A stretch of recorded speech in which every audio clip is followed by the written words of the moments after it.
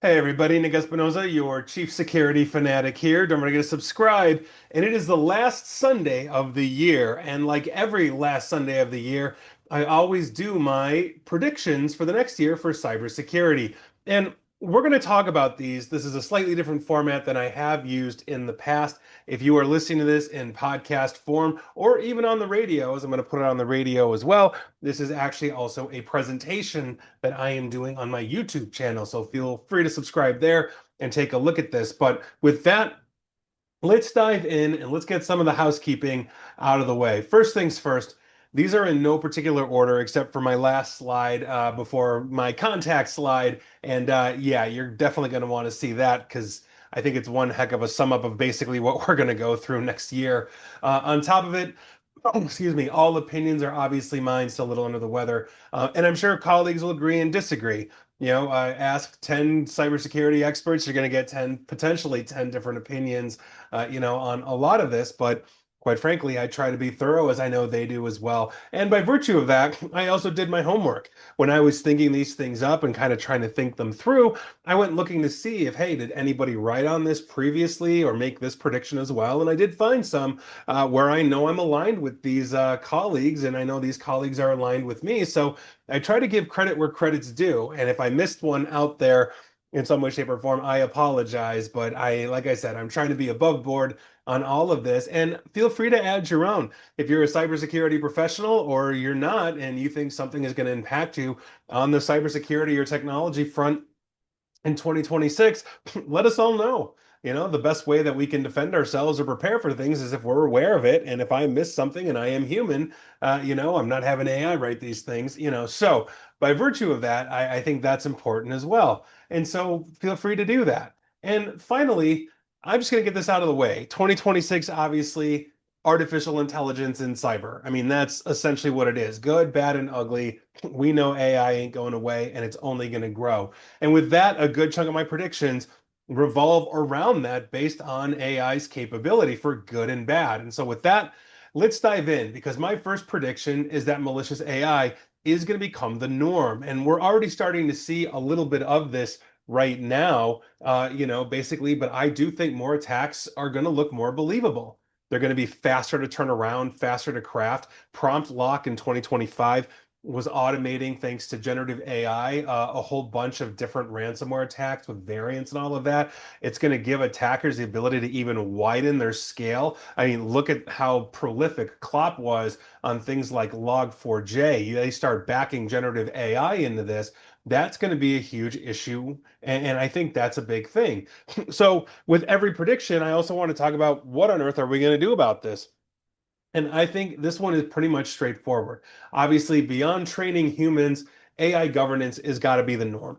It has to be the norm for business, government. I don't care what the vertical is, healthcare, you name it. I don't care if you run in a concrete company.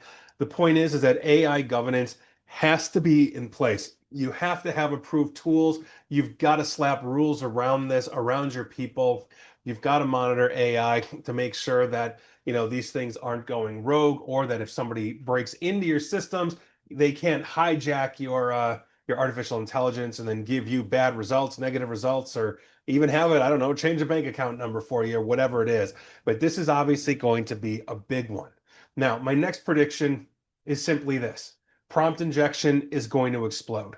And obviously, I'm sure we all know what prompting is right now. Prompting an artificial intelligence, in other words, asking it the correct questions, crafting those, all of those, I think are going to be super, super important.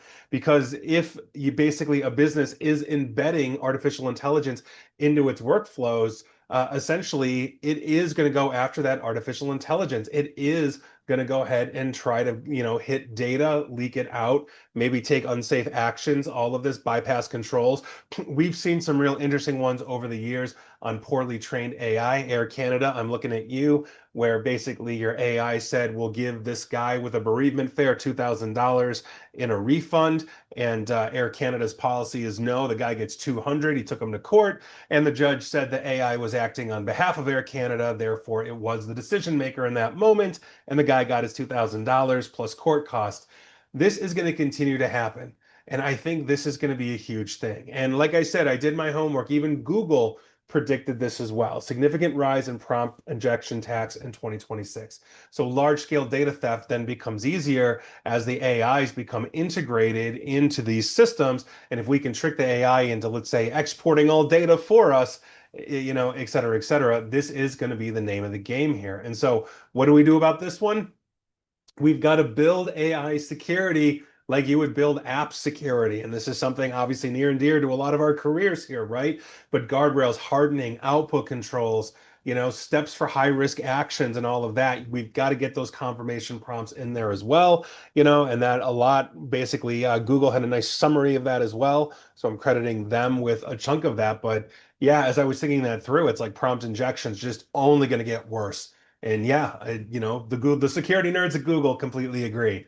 So with that, the third prediction is that social engineering is going to get the roof blown off of it. It is going to get 1,000 times worse out there. Basically, our trust signals, hey, oh, hey, it's the voice I know, right? We've already seen the deep fake audios, the realistic video that got the controller of that real estate agent to wire $30 million overseas. That plausible email, we've seen that over the years. It becomes much less reliable by virtue of that. So you get an email and you're like, oh, this doesn't look right. I really should call the boss if he wants me to move $1 million or whatever. And you pick it up and you've got a deep fake boss saying, absolutely, and our last 5 emails were this because they're in the email system. This is something that is going to break down that trust. Now, I've talked about trust in and outside of cybersecurity and why we need trust in our everyday lives. We see what happens when trust breaks down in society, but this is a huge one because we need a filter of distrust in our technological lives. Multiple industry forecasts for 2026 also are talking about this as well. This is not new to me, so or a unique thought to me, but this is one of those big things that I think we should really all get on the same page for. And what we can do about this is pretty straightforward. Out of band verification. That is essentially what we are talking about here. No single factor of authentication should be able to move money. So maybe it is meeting with the person, like let's say it's your boss or whatever, and you two come up with a code that isn't an email, it's not in a text message, there's no digital footprint of it. You simply know that the code is, I don't know, pineapple, whatever it is. And so when the boss says move $1 million to China or wherever, you're picking up the phone and that deep fake voice doesn't know that they need to say pineapple when you say what's the code, right? And then change the code for if the code is used or accidentally captured, what's an attacker going to do if I see that? I'm going to use pineapple, and if pineapple doesn't work, I'm going to use every other fruit. So maybe the next code is Volkswagen, whatever it is, knock yourself out. But this is what we are talking about, especially when it comes to the financial risk side of cybersecurity. So it's absolutely nuts. Now, the fourth prediction that I've got for you here is ransomware is still king. It's still going to be what everybody thinks it is, which is an absolute cash cow for the jerks in the world. And if you think about it, it's not going away. We're going to see more disruptions as a result, more data leak threats, more pressure tactics, and on and on and on. This is just an absolute enormous one, and it's not going away. And even Canada's government, their own cyber center, basically assessed that this is going to be the top cyber crime to Canada's critical infrastructure. And remember, Canada geographically is the second largest planet in the world with one of the largest economies in the world as well. And so they are expecting these attackers to escalate extortion tactics, all this kind of stuff. The US, various departments of the United States have put out similar guidance, as have EU countries as well. So ransomware ain't going away. It's only going to get worse. It's tried and true. AI is going to drop a supercharger into it and all of that. And so what can we do about this, right? Double down on those kinds of recoveries, immutable backups, meaning backups that can't be tampered with. If I'm a ransomware attacker, I'm going to try and delete your backups, offline backups, cloud backups that are inaccessible to the network, that the attacker is hitting, all that kind of stuff. But on top of that, you can be more proactive than just have the resiliency of backups, which are super, super important. Don't get me wrong. But we have things like digital rights management where we can encrypt all of our data, child data. So every single Word document is individually encrypted and put into an ecosystem. Same with, PowerPoints, pictures, video, whatever you've got. And so the ransomware gangs can extort it because if they're copying out all of this encrypted data and they don't have the keys because you're storing the keys in a hardened way, they can't extort you to say, hey, we'll dump your data to the world because they can't access it themselves. Data loss prevention or data leak prevention, it's an absolute must. So make sure that you are looking through those things as well. And on top of it, my fifth prediction here is identity-centric attacks. I mean, we've seen them continue to grow and they are going to continue to explode. I think, one of our biggest risks here is indeed compromised credentials, but it's also session tokens that are stolen, basically being able to evade help desk. So somebody calls in and says, hey, I'm XYZ from the company. And the help desk says, yes, sir. Let's help you reset your password or whatever it is. We actually get those calls. And I'm really glad to see some managed service providers, third-party IT companies are starting really to have validation processes around these things. Overprivileged accounts, nobody should, if you're a regular worker, have local administrative rights or any kind of privileged access on the network. These things are happening left and right. Even PwC expects, oh, excuse me, under the weather, 2026 to be defined by stealthy or persistent identity-centric operations. So, essentially, if they can get into these legitimate accounts and authenticate, then it's not basically technologically hacking in that sense. They're just simply getting in. And I think that's going to be a huge thing as well. What can we do about this? We focus on identity controls. If you're using MFA that just goes to your email or as a text message, we no longer recommend that.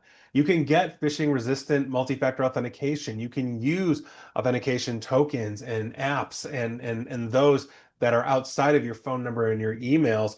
You can tighten up your device posture. So for example, when I travel, with my cell phone, for example, if I'm in Chicago, my identity only works in Illinois. If I fly to California tomorrow, for example, my identity stops working in Illinois, only works in California. If I fly to Ontario, Canada, it stops working everywhere except Ontario, and on and on and on.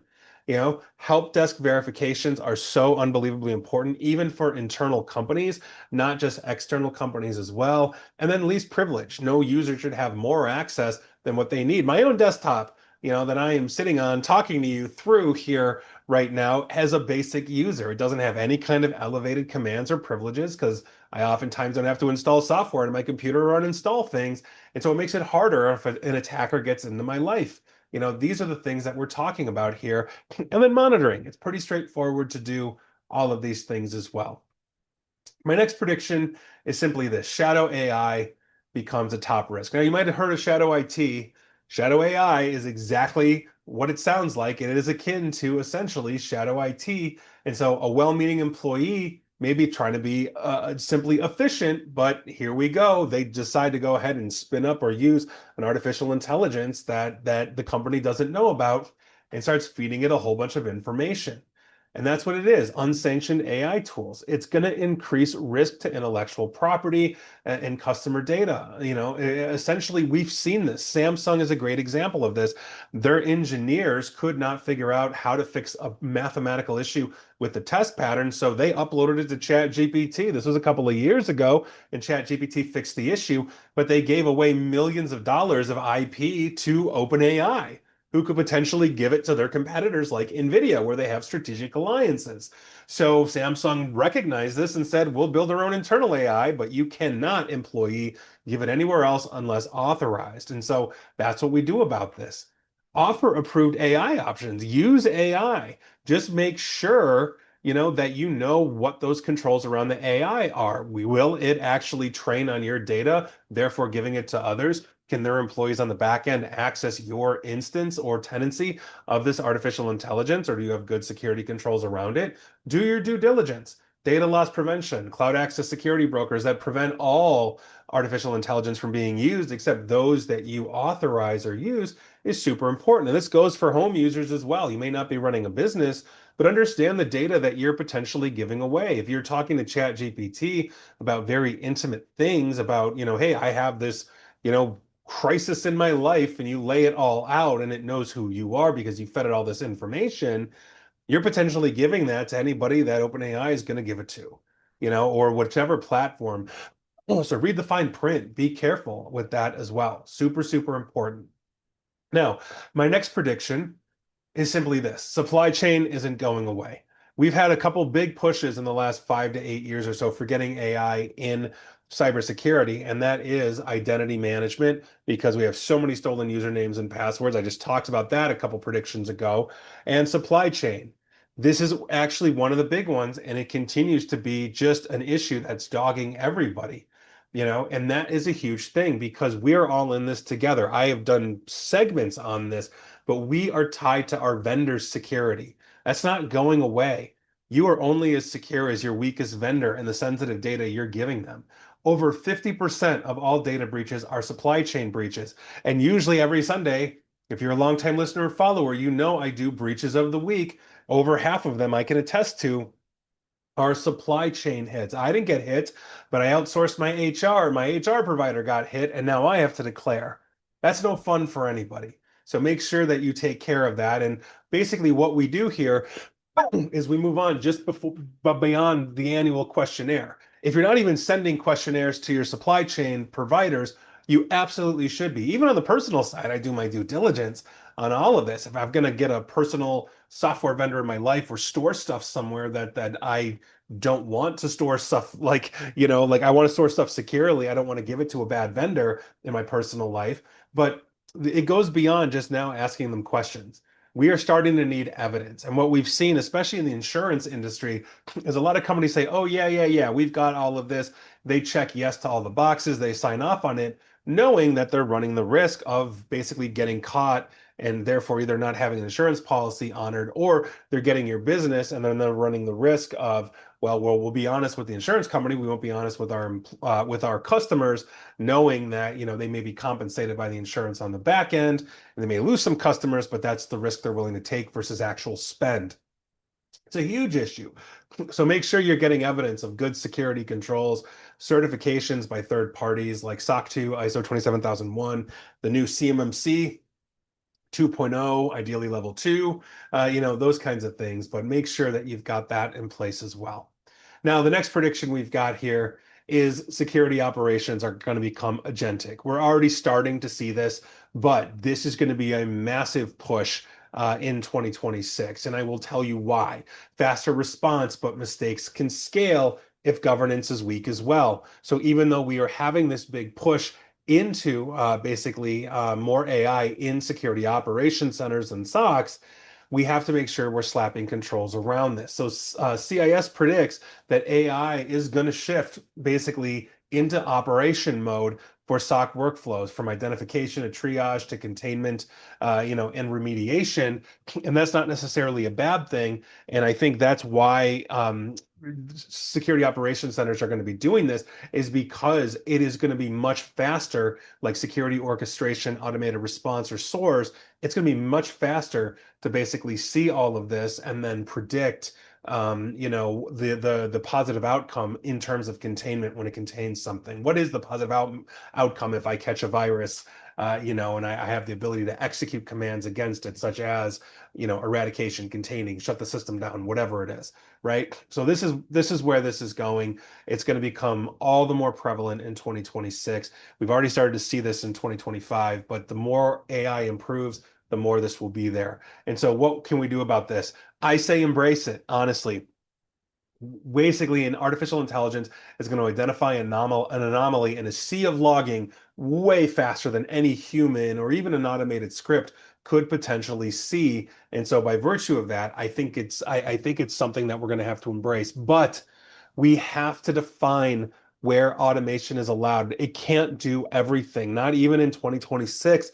And so there's going to be areas where you're going to want a human to approve the action. So if the action is like, okay, well, format the drive because we know it'll wipe out the virus that's sitting at the software layer. Well, that's well and good, but maybe that's not the best thing to do before a human reviews it and says, "Oh my God, they killed the backups too." And if you had formatted this, we would have been totally screwed, even running recovery on a formatted disk. So there you go. I mean, you've got to test this like any other control, but this one is coming. And I do think we have to embrace this. And finally, I want to give some nerd to English here because obviously, if you're watching this and you're a layperson, you're probably thinking, Nick, you're talking way more nerd than you normally talk in these. And I think that's kind of important because I wanted to skew this more technical this year. It's important to understand that we in cybersecurity, myself included, we're under these types of attacks as well. We don't get a free pass. We are targeted like anybody else, whether, it's grandma that's still on AOL or, or it's a college kid or anybody in between. While we're trying to defend you, we are also trying to defend ourselves. And by virtue of that, having basically a talk at this level, where my colleagues can also chime in and put constructive comments, for everybody, I think are important as well. These impact everybody. And most people watching me probably have a job, or if you're retired, you still have these issues as well. And on top of it, if I'm just breaking down, if I'm doing my nerd to English translation here, which is something I pride myself on, it's simply this. The first one's first is trust in tech is eroding. It really is. It's been eroding for years and it continues to accelerate. And 2026 is going to be no different given all of this. Before it was exhaustion for breaches. I do breaches of the week, but we all hear about the Equifax and the Marriotts and the Targets and all of these huge breaches from around the world, and we just get exhausted. But now they're getting very pinpointed, they're getting very explicit, and they're also tricking our brains. Deep fakes, not just for hacking, but also for disinformation and everything else, continues to explode in this divided political climate. Social engineering becomes vastly more effective because you can usually read when Prince Ubuntu from Nigeria really doesn't speak good English, if you will, as he, quote unquote, is writing this. Now the AI sound perfect in American English, perfect in UK English, OUR versus OR, those kinds of things. So they really are crafting this down. Prompt injection, again, is going to be a huge thing, especially if an attacker gain access to an internal AI system. This is going to be a big, big thing. On top of it, identity is the newest perimeter. We've been talking about it for years, but there are still so many organizations out there, even your local bank, that has basically not really taken up this mantle as much as we ring this bell in cybersecurity. And so understand that the login, don't break in. Why would I spend, potentially months technologically hacking you when I can phish you, get you to click on something, get you to do something, get you to install something, whatever it is. This is going to be a huge, huge thing. Identity is that perimeter. And if you're going to focus on something in your personal life as well as your business life, focusing on hardening your identities, multi-factor authentication, adaptive authentication, contextual authentication, all of these kinds of things are so unbelievably important. And make sure you've got that good cyber hygiene in your life. And also resilience. And that's the final point. Resilience, resilience, resilience. We are going to see the persistence of the ransomwares, the business email compromises, all of these kinds of things. But business email compromise can go away if you just used good identity centric, security controls. Ransomware, can be much harder, to get if you are layering your security. You're using the latest and the greatest, and you're not being complacent. I can't tell you how many organizations that we've walked into where it's like, well, we've been using the same firewall or brand for the last 10 years. Well, have you ever reviewed it? Do you even know if something out there is better? Yeah, well, everybody knows how to use it. And if we have a new incoming tech, the current one can train the new incoming tech, and we don't have to spend a lot of money on these things. Well, yeah, but you're getting outclassed. So make sure that you've got good resilience, that you can recover, even in your personal life as well. I always have my most critical documents. I have them, stored safely, obviously, on premise on, my computers or wherever. And I also have good cloud backups that are separated and segregated away from them. So the attackers would have a hard time. But even my most critical documentation, I also keep physically offline in an encrypted flash drive that is hardened. So if all heck breaks loose and I can't get to anything, I can plug in that flash drive to a clean computer and gain access to things like the passwords for my bank accounts, those kinds of things that keep me surviving through a rather disastrous event, at least on the personal side. So make sure that you're doing these things, and make sure that you've got good cyber hygiene. 2026 is going to be basically no different than 2025, except that AI will continue at a much faster pace to drop superchargers of threat into our lives in all the ways that I just mentioned. And so those are my predictions for 2026. Not exactly, loving 2026 on the cyber side, for all of this, but at least we can start defending ourselves or preparing to defend ourselves and get that good resilience in our lives. And so if you think I missed something, please let me know. If you're a colleague of mine, let me know what you think either way. I take all criticism, good and bad and whatnot, but hey, with everything, best of luck to us in 2026. And, I think that at the end of the day, we're all in this together. So make sure that you're educating everybody on these potential risks for next year. And please like, share, follow me here on Facebook and Twitter at Nick AESP. And please feel free to subscribe to me at YouTube as well. And as always, stay safe, stay online, and please, please, please, I don't want to stay private, informed, and secure. Happy New Year's, everybody.